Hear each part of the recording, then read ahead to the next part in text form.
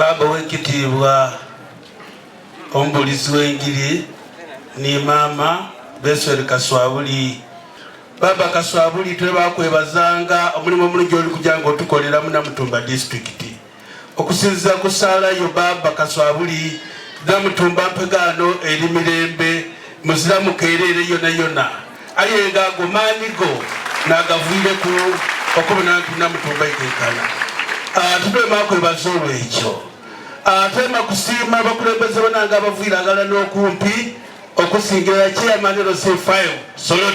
You are most welcome. And come here and you express yourself to these people.